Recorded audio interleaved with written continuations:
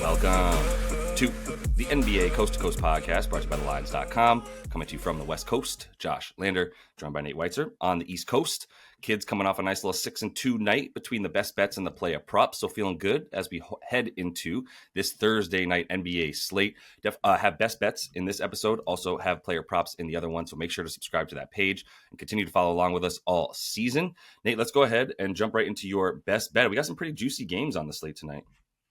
Yeah, it's an interesting one for sure. But where I'm going first is the Spurs without Wemby, -2 at home against the Bulls, who are without Kobe White, though, and maybe without Giddey. And say what you will about Giddey in terms of his weaknesses. Like, you replace him with Lonzo Ball / like Dalen Terry minutes. Like, I really don't trust this Bulls team.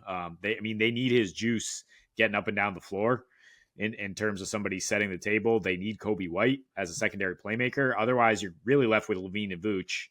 And I think the Spurs can still defend those guys without Wemby. Like, their defense has not really fallen off without him. They just replace him with a physical presence in Zach Collins. They now have Sohan back, and they have some dogs on the perimeter led by Stephon Castle, which has led to the best 3-point defense over the last 8 for them, which is obviously absolutely vital when you play the Bulls, right? They just launch constantly, and they shoot 41% from 3 in wins. They shoot 36% in losses.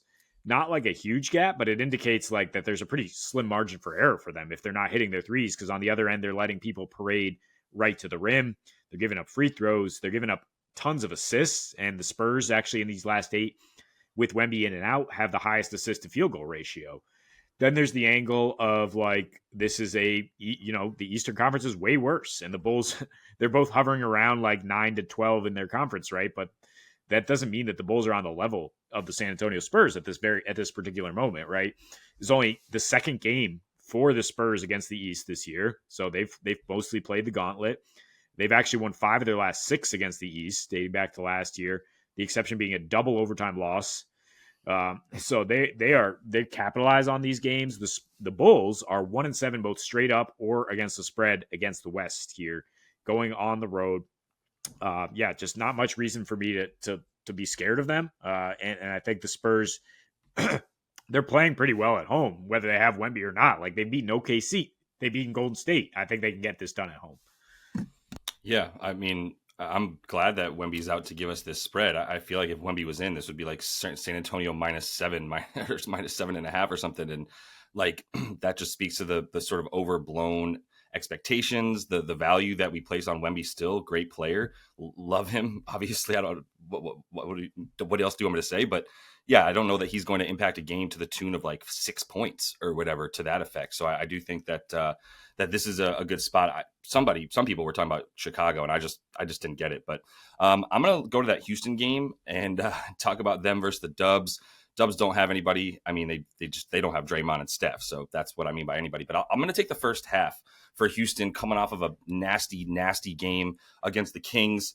Ime Udoka got tossed. They lost by 8 in that one. And so, yeah, I think this is going to be a good coming out spot for them at 1.5. This thing opened at like -3.5 and then like quickly got bet because when Steph was listed out, right? Like, so Steph out, Draymond out, Wiggs questionable as well. So I do think this could move to closer to like 5.5 if Wiggs is ruled out, or at least 4.5 if he's ruled out. But yeah, this Houston team and Udoka, not only is there going to be a motivation factor because he just got tossed, there already seems to be one. I don't know if they're scared of Ime or what, but they're 6-0 against the spread after a loss this season. So whatever, I don't know, quiet terror that he's using to sort of motivate his players, it seems to be working. In those games following a loss too, they're covering that spread by about 5.5 points against the spread margin of victory. So that's really nice. It was only their second time allowing 120 points was that loss to the Kings recently. That's the only one that they've allowed 120, other than the overtime loss that they had to the Dubs. And if you'll remember that, they didn't show up in the first half. And that one also didn't have Steph. And they just essentially let Golden State do whatever they wanted for 2.5 quarters until the end of the third quarter when they decided to make a push on defense and actually start to cover these guys. Buddy Hield was left wide open. I'm surprised Udoka didn't get tossed out of that game with the way that the sort of veins were popping in his temples. understandably so, the way that they gave up a buck 27, and you've seen they didn't give up a buck 20 again for another string of about 10 games before that sack loss. So I think there's going to be heavy motivation for them. The thing about the in this one too for Golden State is going to be their jump shooting. I really don't know how they're going to get to the rim. It's not like they really have anybody driving. It's basically just Kuminga at this point. That's somebody that you look at and say, okay, like this dude can actually drive to the hoop. If you look at the way this team is driving, it's not at all. It's in like the bottom 3 in the NBA because they require Steph to be out there to change the geometry of the court, and then from there they're able to just at least move the ball so fast that guys are able to get wide open shots. Guys like Moody and company.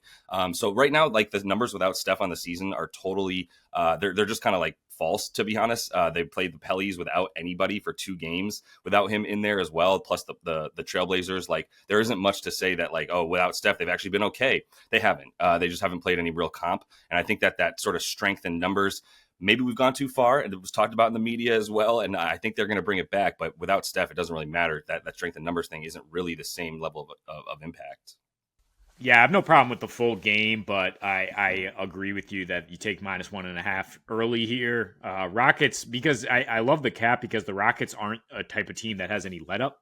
And you say, like, oh, well, they're missing their 2 most important players. Like, there's a lot of teams I'd be afraid to bet on in that spot that would just come out flat because they're like, the Warriors don't have their guys. Rockets don't do that. They don't even come out flat on back-to-backs after overtime, like especially after a loss where their coach is reaming them out. They're going to come out strong, but their offense does kind of go into lulls at times in the second half as teams adjust how they play. So that does make sense then to take the first half in case there is one of those lulls and the Warriors are able to come back and make it real tight down the stretch. But let me take an over in Toronto, 226.5 with the Thunder visiting. I know nobody's worried about the Thunder offense. So it's just like, can these Raptors score?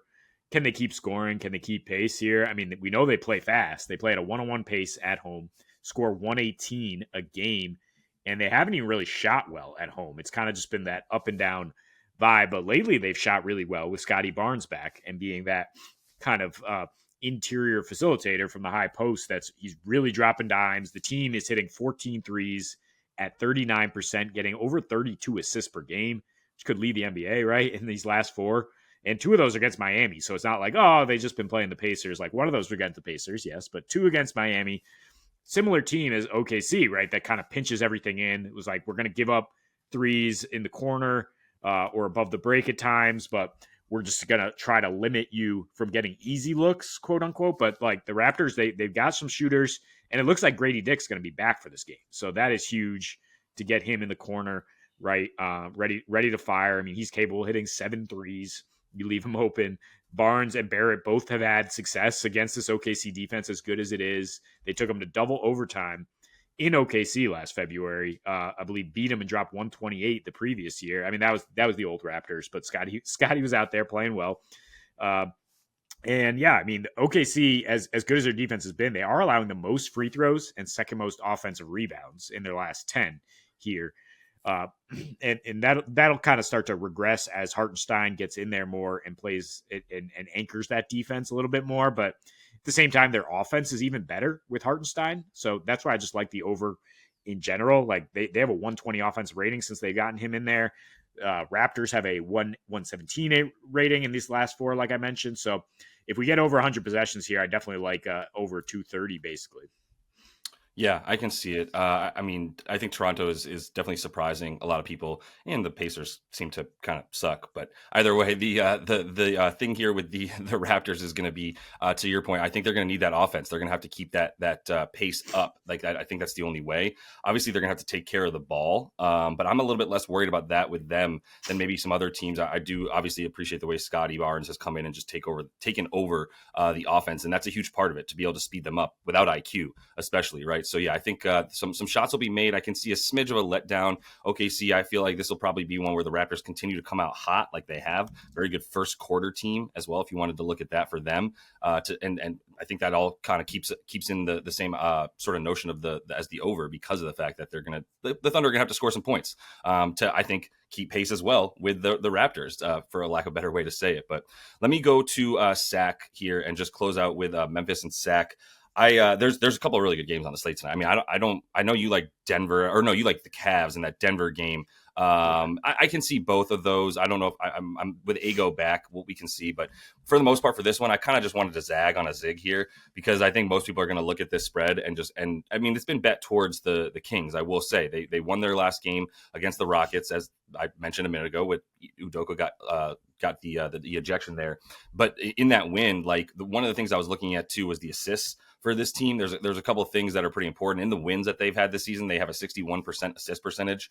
In the win versus the Rockets, they had 33 dimes, and I think that's a huge part of this for them because if things get stuck in the mud with their offense, then it's not the same. And DeMar, I think, has realized that things have gotten a bit better with him. Obviously, in that win last one, that's great. But like I said, kind of a zig on the zag, thinking that this Kings team is going to turn it around a bit. The things that I think they have going for them in their favor in this one is that they have been free throw merchants. DeMar has been a beast, as has been Domas as well, down low, getting to that free throw attempt rate really high now, 8th in free throw attempt rate in games that they have all three of their stars. And Memphis is a fouling squad. They're 26 right now, giving up free throws. I think, I kind of wanted to go to the under. It went from 244 to 241. And I do think that kind of leans into the Kings' favor because they're not the ones who really want to play as fast necessarily. I think they'll start to push the pace, but they've shown so far that they're willing to at least get back on defense. I kind of mentioned this the other game when they're playing the Rockets. And that's going to be huge for them against Memphis, who has just turned right back into that sort of grind city.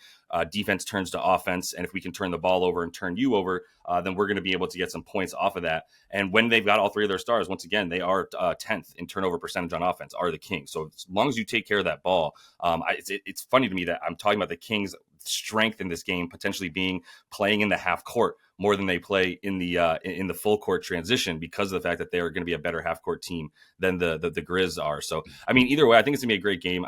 This at 4.5, I loved it. 3.5, I'm still willing to take it for them. So yeah, I'm running with the Kings tonight. Yeah, I mean, no opinion for me on this one. This is your purview out west. I was looking at Ja Morant props, interested in, he was able to play 31 minutes 2 nights ago, gets 31 points in those, and opens at like 20.5.